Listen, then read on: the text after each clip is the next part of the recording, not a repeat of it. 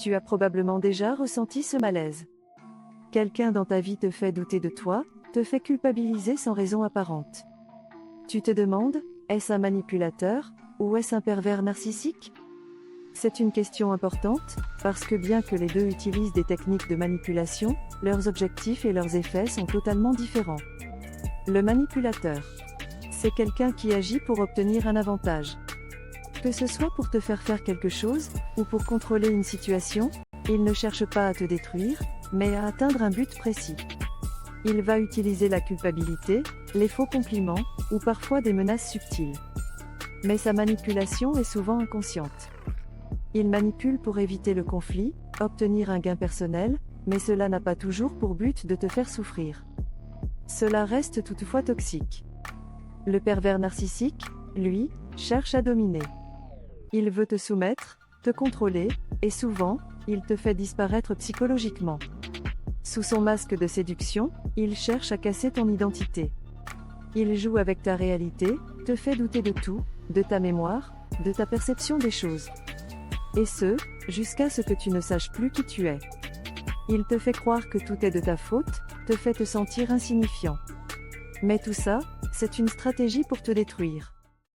Tu te reconnais peut-être dans certaines situations. Tu sens que quelque chose ne va pas, mais tu n'arrives pas à mettre le doigt dessus. Voici quelques signes pour identifier un manipulateur.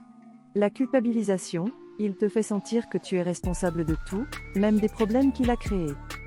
Les faux compliments, il te flatte, mais dans le but d'obtenir quelque chose en retour. Les changements de comportement. Il peut être gentil un jour, distant le lendemain, pour te maintenir dans l'incertitude. Les manipulateurs agissent pour obtenir quelque chose, mais ils ne sont pas là pour détruire. Ce n'est pas toujours malveillant, mais ça reste toxique à long terme. En revanche, avec un pervers narcissique, il n'y a pas de limite. Gaslighting, il te fait douter de ta réalité, te disant que ce que tu as vu ou entendu n'a jamais eu lieu. Isolement, il t'éloigne de tes amis, de ta famille, pour mieux contrôler tes pensées et tes émotions.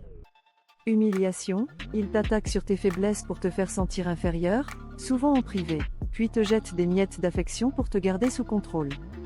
Il te coupe de toi-même. Le pervers narcissique veut te posséder, te manipuler, mais surtout te dominer. Il est important de reconnaître ces signes pour pouvoir se protéger. Si tu te sens constamment vidé, humilié, ou confus après chaque interaction, tu pourrais être face à un manipulateur ou un pervers narcissique. La première étape pour te protéger, c'est d'écouter ton instinct. Si quelque chose te semble étrange, doute de toi ou te met mal à l'aise, ne l'ignore pas. Le gaslighting te fera douter de tout, mais tu n'es pas fou. Tu ressens bien quelque chose. Si tu ne peux pas expliquer ce que tu vis, mais que ça te fait souffrir, c'est déjà un signe qu'il faut te protéger. Voici quelques actions concrètes. Fixe des limites claires, ne laisse personne te faire sentir coupable pour des choses qui ne sont pas de ta faute. Entoure-toi de personnes de confiance, les manipulateurs et pervers narcissiques cherchent à t'isoler, alors reviens vers tes proches. Éloigne-toi si possible, le plus tôt sera le mieux. Si tu es en situation de danger psychologique, mets fin à cette relation, ou minimise tes contacts. Et rappelle-toi une chose, l'amour ne te fait pas douter. L'amour ne te fait pas sentir que tu es moins que rien. L'amour te rend plus fort. Il te permet d'être toi-même, sans peur ni culpabilité.